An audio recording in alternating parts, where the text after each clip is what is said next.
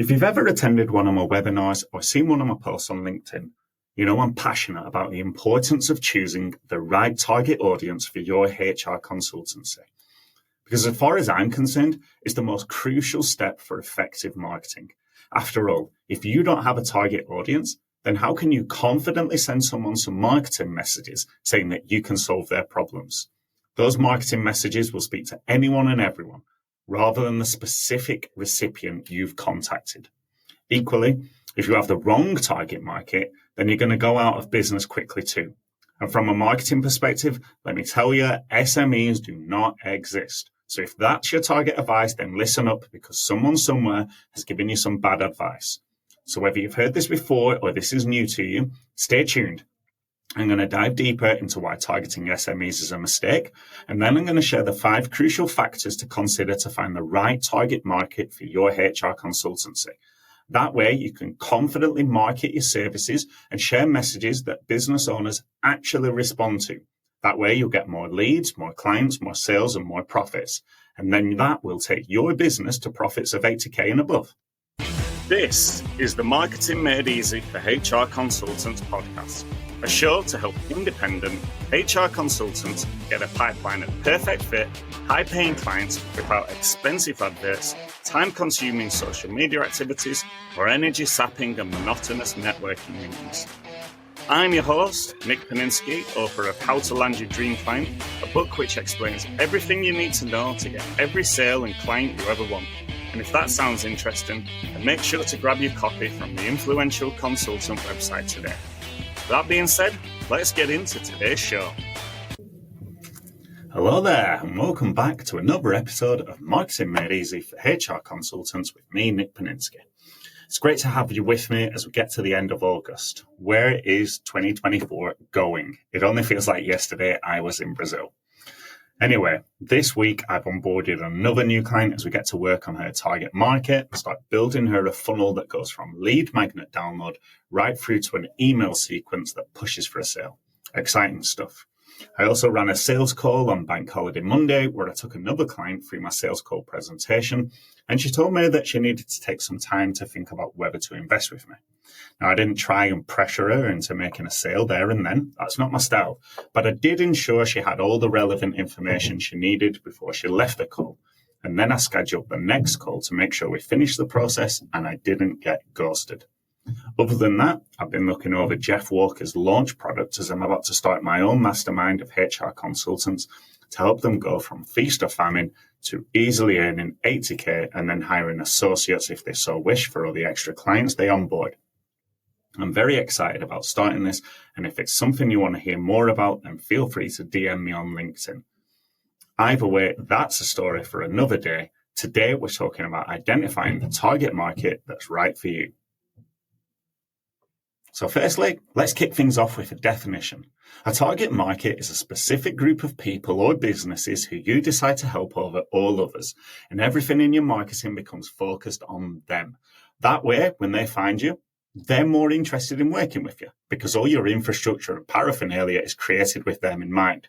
And that means they'll identify with your messages and your paraphernalia, and they'll be more likely to buy your services.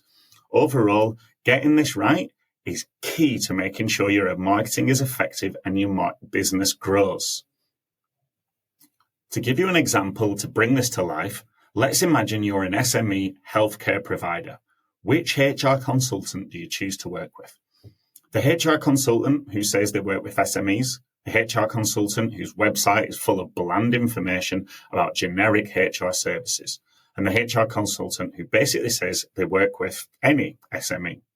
Or the other HR consultant, the HR consultant who says they work with SME healthcare providers, the HR consultant whose blogs and social media posts are tailored to SME healthcare providers and how HR relates to the issues that they're facing, the HR consultant whose website is full of healthcare-related images and the leaflet they send out in the post also has relevant SME healthcare images and literature. No brainer, right? It's going to be the HR consultant who works with SME healthcare consultants. And easier marketing, that's just the tip of the iceberg when it comes to the benefits of choosing a target market and serving them. There's also the ability to charge higher prices because you're a specialist, not a generalist. And then the fact that people will be able to refer you easier because they know who you work with. Anyway, I've waxed lyrical about the benefits of choosing a target market before, so I'll not rehash all that. But if you are curious, then go and check out the relevant podcasts. With all that being said, you might be wondering which market to choose. As such, here are the 5 major considerations to think about when choosing your target market. I'll explain why each one is so important and what can go wrong if you ignore them. Okay, so the first factor to consider when you're choosing your target market is to not choose a market in free fall. Obviously, choosing a market that's in decline or losing popularity, that is a recipe for disaster. It might seem obvious, but it's very crucial to understand this. It's very crucial when you're considering a target market, and that's why I'm sharing it first. Targeting a dying market is like trying to sell ice cream in the middle of winter. People just aren't buying, and your sales will inevitably suffer. So if you choose a market that's in trouble, like a business sector that's shrinking, you'll find fewer opportunities to secure clients. Your efforts, your marketing efforts, they won't pay off. And that's going to lead to a hell of a lot of wasted time, money, and energy. For example, think about the newspaper industry. As more people turn to online sources for news, newspapers have struggled to maintain revenue and profitability. If you were to target newspapers for your HR services, you'd be focusing on a market that's not only shrinking, but it's also under intense pressure to cut costs. And this could mean fewer clients, lower revenues, and much more competition for the limited opportunities that do exist. So if you ignore this factor, though, that can lead to severe consequences. If you invest time and resources in a declining market, your business might struggle to grow. You could end up with fewer clients, lower income, and tough competition, all while trying to survive in a shrinking space. This is going to leave your business vulnerable with reduced profitability and a harder path to success. On the flip side, focusing on industries that are thriving, that can open up a world of opportunities. Take the technology or the healthcare sectors, for example. Both are expanding rapidly with increased demand for HR services as these industries grow and evolve. So by targeting a market that's on the rise, you'll have access to more potential clients, higher revenue opportunities, and a stronger foundation for long-term success. And that means your marketing efforts are more likely to pay off, leading to sustainable business growth and a more secure future for your HR consultancy. The next factor to consider is that the audience must be easy to find. So that means, you've got to be able to find them and reach them. Imagine trying to find a needle in a haystack. It's incredibly difficult, takes a lot of effort. And the same goes for your target market. If they're scattered or hard to identify, your marketing efforts will become a costly and time-consuming exercise in frustration. So if your target market is hard to reach, you spend a lot more money and time trying to contact them. And this could mean pouring resources into marketing campaigns that don't deliver results, simply because you're not reaching the right people. It's like shouting into a void. No matter how loud you are, no one's listening. For example, let's say you're targeting a very niche group of business owners who rarely use the internet or attend industry events. Reaching them would require a lot of effort. And even then, you might only capture the attention of a small percentage of the audience. And this makes your marketing less efficient and less effective. On the other hand, choosing a target market that's easy to find, such as tech startups that actively engage on social media or attend specific conferences, that means you can focus your efforts more effectively. You'll know exactly where to reach them, whether through online platforms, industry events, or targeted advertising. That being said, if you ignore this and you target a hard-to-reach audience, your marketing campaigns could fall flat. You might spend a lot on ads or content that never reaches the right eyes. That results in poor engagement, low conversion rates, and wasted resources. And this could ultimately slow down your business growth and leaving you to struggle to attract clients and, contemplating a return to the office, to the 9 to 5. On the flip side, when you target an audience that's easy to reach, your marketing becomes more efficient, more impactful. You can allocate your budget more wisely, focus on the right channels, and you will see better results in terms of leads, client acquisition, and overall business growth. The third factor to consider when choosing a target market is that they must have cash. This target market, whoever it is that you choose that you want to work with, they need to have the money to spend on your services. If they don't have any cash, then you could have the best solution in the world, but it won't matter because they can't afford it. It'd be like trying to sell gold to people who can't afford it. They simply can't buy what you're selling, no matter how great your product is. So if your target clients, if the people that you choose to work with, if they don't have the budget for your services, you won't get paid.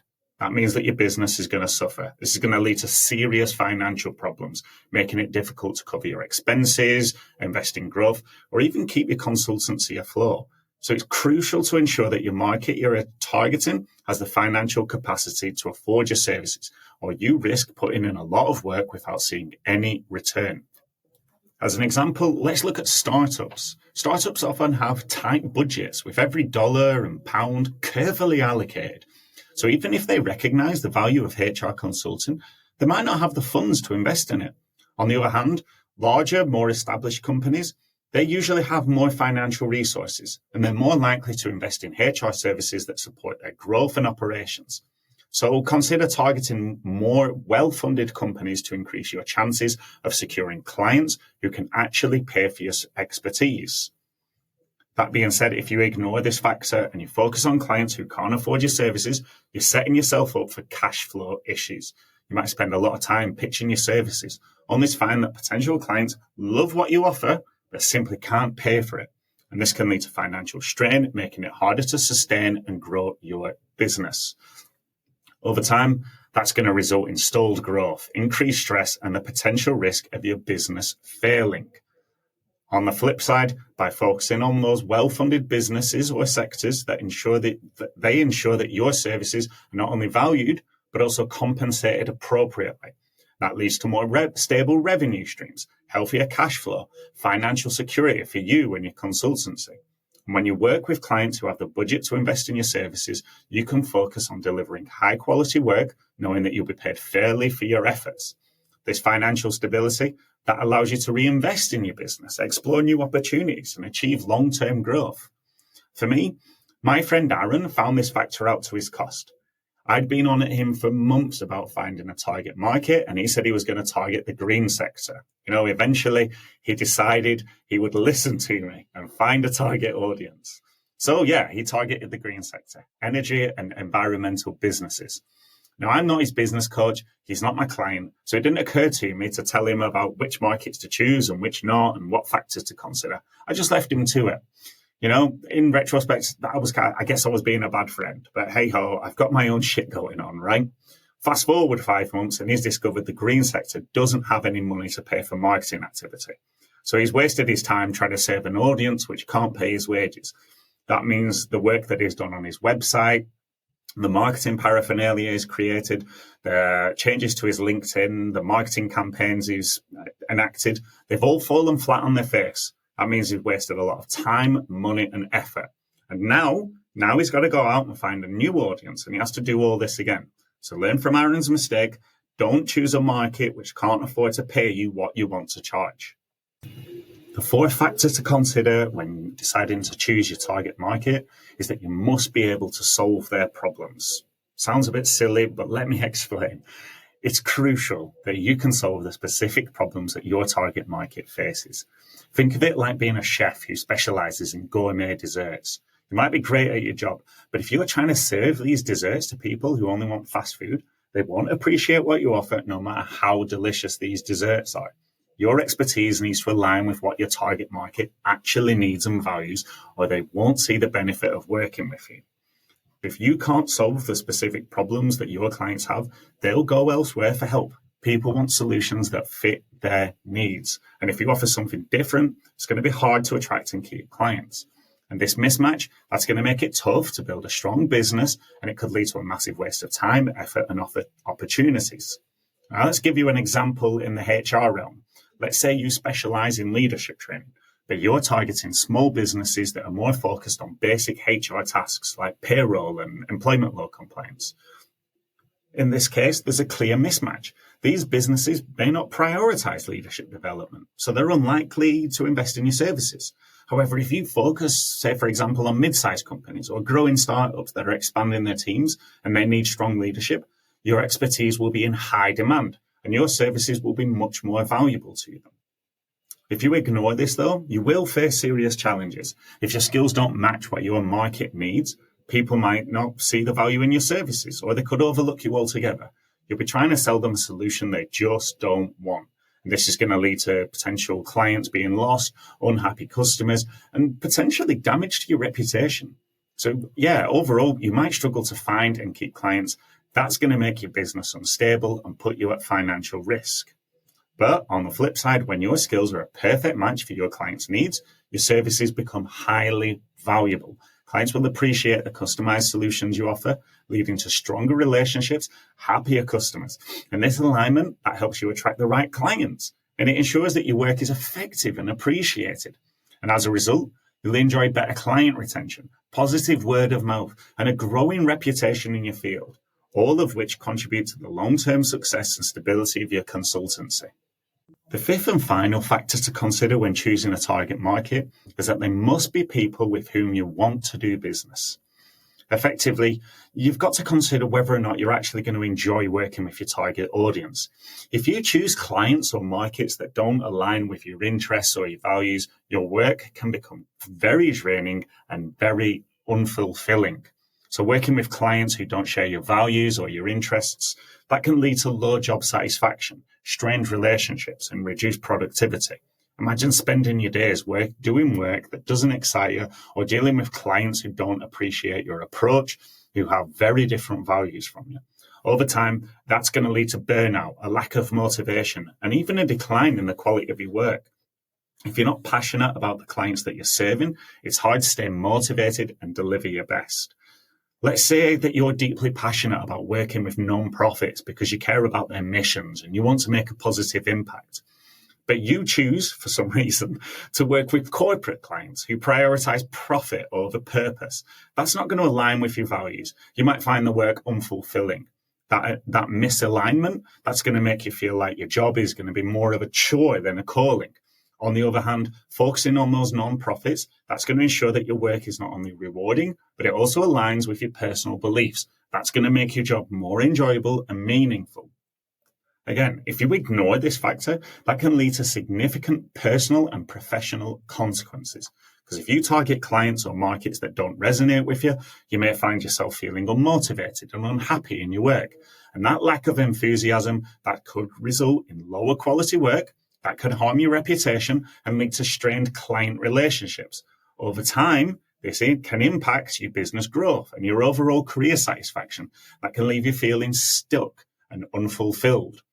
On the flip side, when you work with clients you're passionate about, your enthusiasm, your satisfaction, that naturally increases. And this positive energy translates into better client relationships, more fulfilling work, and a higher overall success rate. When you enjoy what you do and who you do it for, it shows in your work. I'm sure you'll agree. You'll be more motivated to go the extra mile, deliver outstanding results, and build lasting relationships with your clients. This alignment not only boosts your job satisfaction, but it also contributes to the long-term success and stability of your HR consultancy. Okay, so those are the 5 factors to consider when it comes to deciding a target market. So what do you do now? Okay, well, I get it. This can feel like a lot to take in. You might be thinking, where do I even start? You might be feeling hesitant about making changes in your business. But remember, every successful business begins with the right steps, and it's okay to take this one step at a time. It's okay to make mistakes as you go through the process. The first step, though, that's starting with some reflection. Take a moment to reflect on your current target market. Ask yourself, are they easy to find? Do they have the budget for your services? Do their needs match your expertise? And most importantly, do you enjoy working with them? If the answer to any of these is no, it's time to reconsider your approach. Next, think about who you can help the most. Who needs what you offer and has the resources to invest in it? Don't rush this process. Take your time to really understand who your ideal clients are, and then get to work on writing down the characteristics of your perfect client, including the industry they're in, the challenges they face, and the values that they hold. If you want more detail around writing out your target market, defining that client avatar, then grab a copy of my book. This podcast is too short to go into more detail other than to say you need an avatar, you need someone in mind when you're creating marketing paraphernalia and marketing your services. Next, don't feel like you have to overhaul everything overnight. Start by making small adjustments to your marketing materials. Maybe tweak the language on your website to better speak to your ideal audience, or start targeting your networking efforts towards industries that are growing and in need of your expertise. Small strategic changes can lead to significant improvements over time. The best thing I would say is to devote an hour a day to this. Schedule some time in your diary and get it done. Next, it's time to rebuild your marketing infrastructure. So once you've clearly defined your target market, look at your existing marketing infrastructure. Look at your website, your social media, your email campaigns, and any other marketing materials that you've got.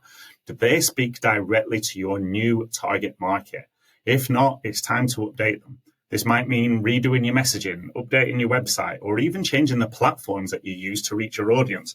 It might be costly, it might take time, but it will be worth it once you start getting leads, once you start getting clients, because they look at what you've got and they say, that's the person for me. They're speaking to me about the problems I have. They understand me. I need their help. Finally, seek support if you need it. If you're feeling unsure about where to start or how to make these changes, then consider getting in touch with me on LinkedIn for some personal advice or guidance on refining your strategy. I'm here to help you navigate these steps and ensure your HR consultancy thrives. I know this is a big step. You don't have to do this alone if you don't want to. Overall, remember, refining your target market and adjusting your marketing efforts isn't just about making your business more profitable. It's about creating a business that you enjoy running and that truly helps the people you're best equipped to serve.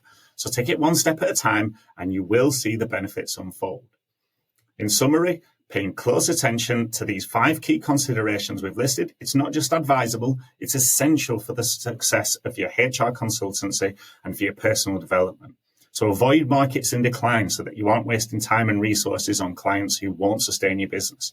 Ensure that your audience is accessible so that your marketing efforts aren't like finding a needle in a haystack.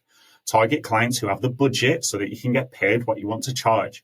Make sure your expertise matches their needs so that your services are valued and your clients are satisfied.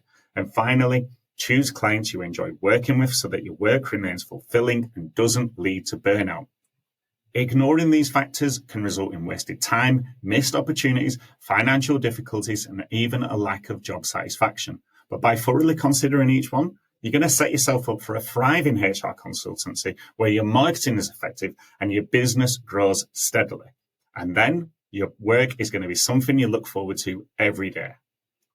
Anyway, I hope this helps. And as I said earlier, if you need further detail around this, then grab a copy of my book from our website or DM me on LinkedIn.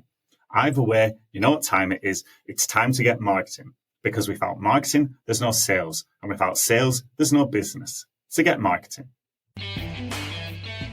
Hey there, and thanks for listening to the Marketing Made Easy for HR Consultant podcast. If you've enjoyed the show, then please consider taking a moment to help us grow by sharing the episode with a friend or colleague, or by leaving a positive review on podchaser.com. And make sure to hit subscribe so you don't miss out on any of the upcoming episodes. I've been your host, Nick Paninsky, and if you have any questions or want to know more about today's topic, then reach out to me on LinkedIn. I'd be delighted to hear from you. See you next time.